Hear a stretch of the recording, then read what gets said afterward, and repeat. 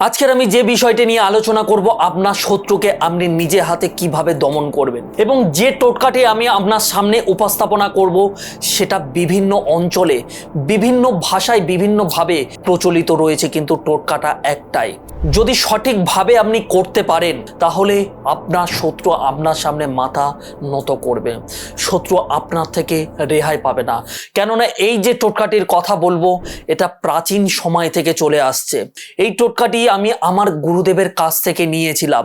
আজকের আমি আপনাদের সঙ্গে সেটা শেয়ার করব। তবে এই টোটকাটি কোনো খারাপ উদ্দেশ্যে ব্যবহার করবেন না। শুধুমাত্র আপনার শত্রু যদি আপনাকে চরম ক্ষতি করে থাকে সেই শত্রুর ওপরে আপনি প্রয়োগ করুন, সেই শত্রু আপনার কাছে মাথা নত করতে বাধ্য হবে।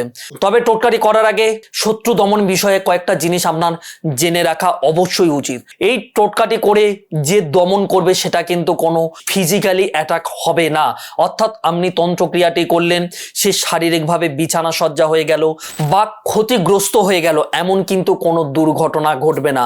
যেটা তার সঙ্গে ঘটবে, সে আপনার সঙ্গে শত্রুতা করছিল, আপনার পিছনে সবার কাছে গিয়ে কথা বলছিল, আপনার নামে বদনাম করার চেষ্টা করছিল, সেই মনোভাব কিন্তু তার কমে যাবে এবং সে নিজে আপনার সামনে এসে নত হবে, অর্থাৎ আপনার সঙ্গে বন্ধুত্ব করতে চাইবে। সেই শত্রু আপনার পিছনে কোনো রকম ভাবে পড়ে থাকবে না। যে আপনার পিছনে ক্ষতি করার চেষ্টা করছিল সেই ক্ষতি করার মনোভাব কিন্তু তার মন থেকে মুছে যাবে যদি আপনি সঠিকভাবে তন্ত্র টোটকাটি করতে পারেন। কারণ এটা বহু মানুষের উপরে আমি প্রয়োগ করেছি, সেখান থেকে আমি রেজাল্ট পেয়েছি, তবেই কিন্তু আমি আপনাদের কাছে দিচ্ছি। এই টোটকাটি করার জন্য কয়েকটা জিনিস আপনার হাতের কাছেই আপনি পেয়ে যাবেন, সেই কটা জিনিস আপনাকে জোগাড় করে নিতে হবে। প্রথমত, শত্রুর যদি ছবি পাওয়া যায় টোটকাটি করতে গিয়ে খুব ভালো ফল পাওয়া যাবে। একান্ত যদি আপনি কোনো রকম ভাবে ছবি না পান তাহলে সেক্ষেত্রে শত্রুর নাম জানা অবশ্যই দরকার। আর যদি আপনার কাছে দুটোই থাকে তাহলে তো খুবই ভালো, খুবই সহজভাবে শত্রু আপনার কাছে মাথা নত করবে। প্রথমত বলে রাখি, যদি ছবি থাকে ছবিটা প্রিন্ট আউট করে নেবেন, আর যদি ছবি না থাকে তাহলে একটা সাদা কাগজে লাল কালির পেন দিয়ে শত্রুর নামটা লিখে নেবেন। একটা পুতুল আপনাকে যে কোনো জায়গা থেকে কিনে নিয়ে আসতে হবে, যে কোনো দোকান থেকে আপনি একটি পুতুল কিনে নিয়ে আসবেন। এনে যেটা করতে হবে, আপনার বাড়ির উত্তর দিকে সেই পুতুলটাকে 3 দিন রেখে দেবেন। যে কোনো শনিবার থেকে শুরু করে কিছুই করবেন না, শুধু পুতুলটাকে উত্তর দিকে মাথা করে আপনার বাড়ির উত্তর দিকেই আপনি রেখে দেবেন 3 দিন, শনিবার থেকে শনিবার, রবিবার এবং সোমবার। এই 3 দিন রেখে দেওয়ার পরে আপনার সোমবার যে দিনে পড়ছে, সোমবার সন্ধ্যার পরে আপনি ছবি থাকলে ছবি, নাম থাকলে নাম, ওই পুতুলটা তার মধ্যে দিয়ে ভালোভাবে লাল সুতো দিয়ে সেটাকে বেঁধে দেবেন। বাঁধার সময় একটা বিশেষ মন্ত্র আমি আমার ডিসক্রিপশনে দিয়ে রাখছি, সেই মন্ত্রটি আপনি জপ করতে করতে ওটাকে বাঁধবেন।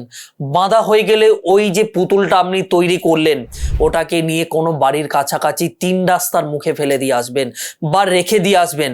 তবে মাথায় রাখবেন, যখন আপনি 3 রাস্তার মুখে এটাকে রেখে দিয়ে আসতে যাচ্ছেন, কেউ যাতে কোনো রকম ভাবে সেই পুতুলটাকে না দেখেন যখন আপনি ওটাকে নিয়ে যাচ্ছেন। এবং নিয়ে যাওয়ার সময় কারোর সঙ্গে কোনো রকম কথাবার্তা বলা যাবে না এবং আপনি রেখে দিয়ে সেটার দিকে আর পিছন ফিরে তাকাবেন না, সোজা আপনি আপনার বাড়িতে চলে আসবেন। যতক্ষণ না পর্যন্ত আপনি বাড়িতে প্রবেশ করছেন ততক্ষণ পর্যন্ত আপনার পরিচিতি হোক বা অপরিচিতি হোক কোনো ব্যক্তির সঙ্গে কোনো কথাবার্তা বলা যাবে না। যদি কারোর সঙ্গে ভুলেও কথাবার্তা বলে ফেলেন তাহলে কিন্তু এই টোটকা থেকে আপনি কোনো রকম কোনো ফল পাবেন না।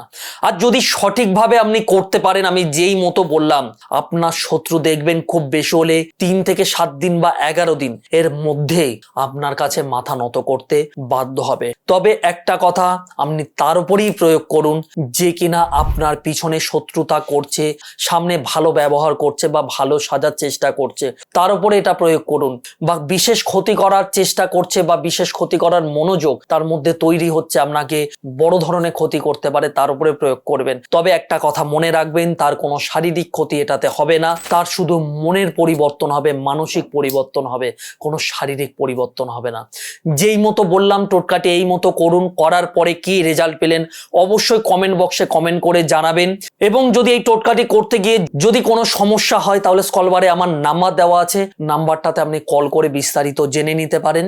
তবে একটা কথা, আপনি যদি আমার চ্যানেলে প্রথম হয়ে থাকেন তাহলে অবশ্যই করে চ্যানেলটিকে সাবস্ক্রাইব করে রাখবেন, কেননা আমার চ্যানেলে শুধু শত্রু দমন বা বশীকরণ নয়, এই জ্যোতিষশাস্ত্র নিয়েও এই চ্যানেলের মধ্যে আমি আলাপ আলোচনা করি এবং তন্ত্র জগৎ বা আধ্যাত্মিক জগতের রহস্যে মোড়া জগতে আমি নিয়ে যেতে চাই আপনাদের। কারণ অনেক ব্যক্তি ভাবেন যে তন্ত্র মানে কুসংস্কার, সেই মনোভাব কিন্তু আমি পরিবর্তন করার চেষ্টা করছি।